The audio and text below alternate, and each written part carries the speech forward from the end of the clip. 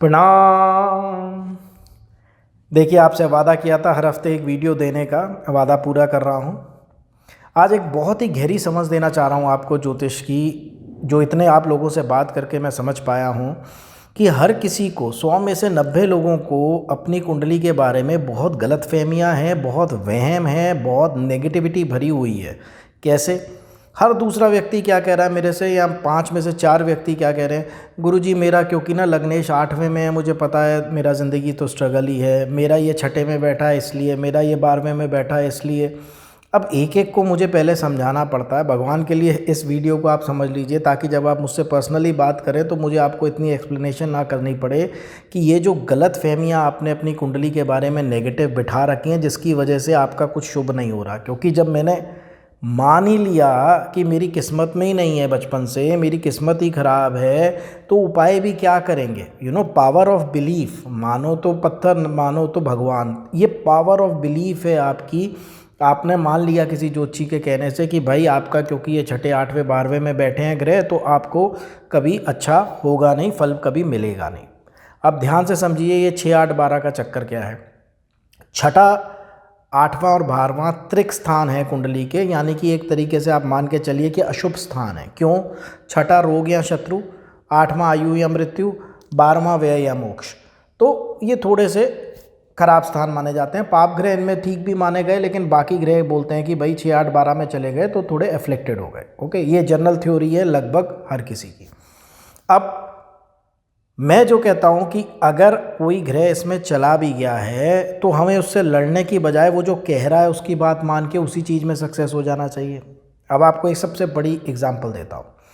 8वें घर से मृत्यु देखी जाती है, अंधेरा देखा जाता है, कई बार जेल भी देखा जाता है, एक्सीडेंट भी देखा जाता है, लॉसेस भी देखे जाते हैं। लेकिन उसके साथ साथ मिस्टिज़म देखा जाता है, उसके साथ साथ गहराई देखी जाती है, इस गुप्त विद्याएं देखी जाती हैं, फिलॉसफी, डीप फिलॉसफी देखी जाती है, सेक्स उससे भी रिलेशन है। तो रीबर्थ, क्योंकि मृत्यु के बाद रीबर्थ होता है, तो रीबर्थ से भी रिलेशन है, पुनर्जन्म से भी रिलेशन है, राइट। सो अब ध्यान से आप देखिए, मैं ओशो जी की कुंडली इसलिए ले रहा हूँ, पर्सनली बहुत इज्जत करता हूँ उनकी और बहुत मानता हूँ उनको। और मेरे हिसाब से मतलब ऐसे फ़िलासफ़र 500 सालों में एक कोई पैदा होते हैं, राइट। तो जो भी उनको पूरी तरह पढ़ चुका है वो उनका मुरीद ना बने, ये तो संभव ही नहीं है। सो आपको मैं बताता हूँ कि मैंने उनकी कुंडली क्यों ली। क्योंकि मैं बहुत प्रभावित था उनसे, रहूँगा। तो मेरा बड़ा मन था कि उनको बहुत डीपली स्टडी करूँ। तो मैंने 10वीं क्लास में ही सबसे पहले उनकी कुंडली पे फोकस किया था। तो उनके 9 में से 5 ग्रह 8वें घर में बैठे हैं। 8वें, सोच के देखिए।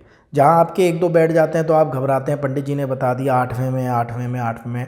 उनके शुक्र, मंगल, चंद्र, बुध, शनि सब 8वें में बैठे हैं, ठीक है।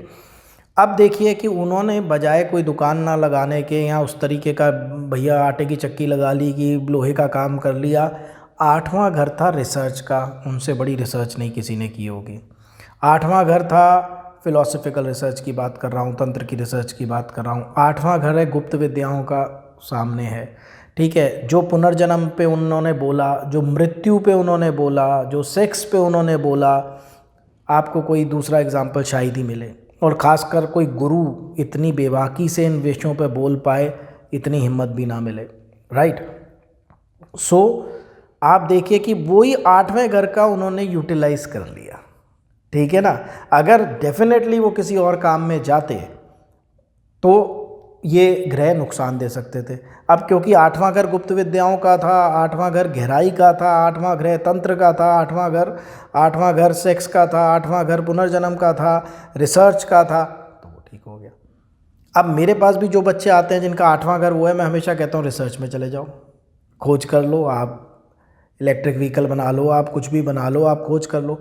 12वें में कोई आता, अरे साहब खर्चे बहुत कराएंगे, ग्रह खर्चे बहुत कराएंगे, अरे 12वां घर मोक्ष का भी तो है, तो अध्यात्म में क्यों नहीं आप जाते, वो मोक्ष की तरफ क्यों नहीं चलते, स्पिरिचुअलिटी क्यों नहीं करते, बहुत बैलेंस हो जाएगा दिमाग। पर आप सोचते हैं कि ग्रह सिर्फ नेगेटिविटी ही देगा। अगर 6ठे में भी है तो शत्रुहंता योग भी तो बनाते हैं, सर्विस सेक्टर भी तो है, उसको उस हिसाब से देखिए। ठीक है। तो मेरा समझाने का ये मकसद है कि प्रकृति से लड़ा ना जाए। हर व्यक्ति में कुछ अच्छाई कुछ बुराई होती है, हम उसकी अच्छाई ले लें, बुराई छोड़ दें। कि अगर कोई बहुत अच्छा टीचर है, एग्जाम्पल मैंने आपको पहले भी दिया है, और रात को दारू पीता है, उसको पीने दीजिए। आप दिन में उससे फिज़िक्स सीखते हैं, आप सीख लीजिए, केमिस्ट्री सीखते हैं, सीख लीजिए। ऐसे ही ग्रह की जो नेगेटिविटी है, जो भी चीज़ें उसके साथ नेगेटिव जुड़ी हुई हैं, वो मत लीजिए, पॉजिटिव ले लीजिए। उनको जान के उनसे बचिए। मैं ऐसा नहीं कह रहा हूँ कि वो कोशिश नहीं करेगा नेगेटिव देने का। आप जैसे राहु महाराज हैं, अथाह धन संपत्ति देते हैं। ये ओशो जी को भी बनाने वाले 18 साल राहु की दशा में ही राइज हुआ था। मैं कभी स्पिरिचुअल लीडर्स की राहु की दशा लूँगा ज़रूर, आपको उससे भी बड़ा लाभ होगा। पर आप ये देख लीजिए, 9 में से 5 ग्रह 8वें में लेके भी वो व्यक्ति सदी के कुछ चुनिंदा व्यक्तियों में से है, राइट।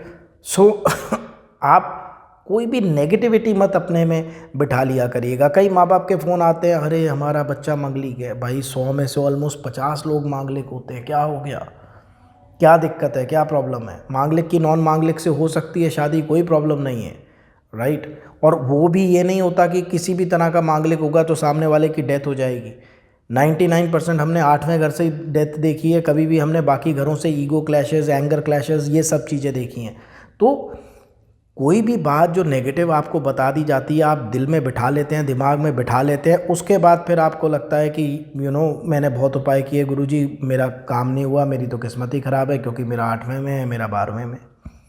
तो उन 8वें 12वें में भी कोई अच्छी चीज़ें हैं, छठे में भी कुछ अच्छी चीज़ें हैं, उसको अपना लेते हैं हम, राइट।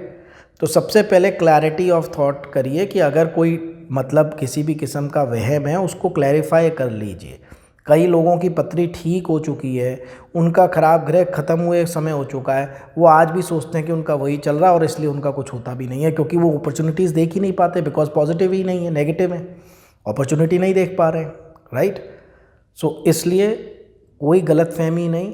ओशो जी की कुंडली से हमें ये सीखना है कि छठे 8वें 12वें घर भी ख़राब नहीं है, अगर उसके अकॉर्डिंगली कर्म कर लिए जाए, उसके अकॉर्डिंगली काम कर लिया जाए तो ओके। बस ज़रूरत है समझने की कि इस ग्रह की अच्छाई क्या है जो मैं ले सकता हूँ, इस ग्रह की बुराई क्या है। जैसे शनि है, आपको आलस देंगे, शनिचर हैं, शनि चलने वाले, आप कहेंगे कल से एक्सरसाइज करूँगा, परसों से अपने काम टालेंगे, अपने इनकम टैक्स के, सेल टैक्स के, अच्छा कल करूँगा, परसों हिसाब करूँगा, राइट। ये मत करिए। राहु है, बहुत इनोवेटिव आइडियाज़ देंगे, बहुत सब कुछ देंगे, लेकिन साइकिक प्रॉब्लम्स भी देंगे, ज़्यादा इमोशनली वो मत करिए, ठीक। सो इस तरीके से ज्योतिष को समझ के मैं और भी कई महापुरुषों की कुंडली दूंगा जिसमें एडवर्ड्स, अब पता है कुछ लोग क्या कहेंगे, उनका गुरु उच्च का था जी इसलिए, और गुरु की राशि में सारे ग्रह थे इसलिए हो गया। मैं 100 कुंडलियाँ दूं जिनका गुरु उच्च का और वो कुछ नहीं कर रहे हैं लाइफ में, कुछ कर नहीं पाए हैं लाइफ में। आप भी जो सुन रहे होंगे, आप में से बहुतों का होगा, आपने क्या किया? मेरे पास रोज़ कुंडलियाँ आती हैं, गुरु उच्च की कुछ नहीं किया। सवाल ये है क्योंकि वो गुरु की लाइन पे गए ही नहीं। कोशिश भी थी, मन भी था, लेकिन उन्होंने प्रोफेशनल उसको लिया नहीं या उसको ठीक से सोचा नहीं। सो खाली होने से कुछ नहीं होगा कि मंगल अच्छा है, कितने लोग पहलवान बन जाएंगे, अच्छा गुस्से वाले और क्रिमिनल्स भी मंगल अच्छे वाले हैं, वो गए नहीं स्पोर्ट्स में। Getting my point. सो ग्रहों की थोड़ी सी समझ के साथ अपनी ज़िंदगी को आप जो लाइफस्टाइल है अपना बनाइए, फिर देखिए कि क्या पॉजिटिव चेंजेस आते हैं लाइफ में। तो कभी बाकी भी जो ओशो जी की दशाएं चली, कभी समय मिलेगा तो लूँगा। मैंने ये सिर्फ आप लोगों का वहम निकालने के लिए, आपकी जो गलत धारणाएं बनी हुई हैं अपनी कुंडली के बारे में कि मेरा बहुत ख़राब है, मेरा ये है, उसके लिए मैंने ये कुंडली का एग्जाम्पल आपको दिया है। सो बहुत बहुत धन्यवाद और बहुत बहुत आशीर्वाद। जल्दबाजी में मंदिर की वीडियो नहीं मैं डाल पाया हूँ, बहुत तेज़ी से बन रहा है आपका मंदिर। अगली वीडियो में मैं दिखाऊंगा आपको क्या प्रोग्रेस है। तब तक के लिए स्वस्थ रहिए, मस्त रहिए।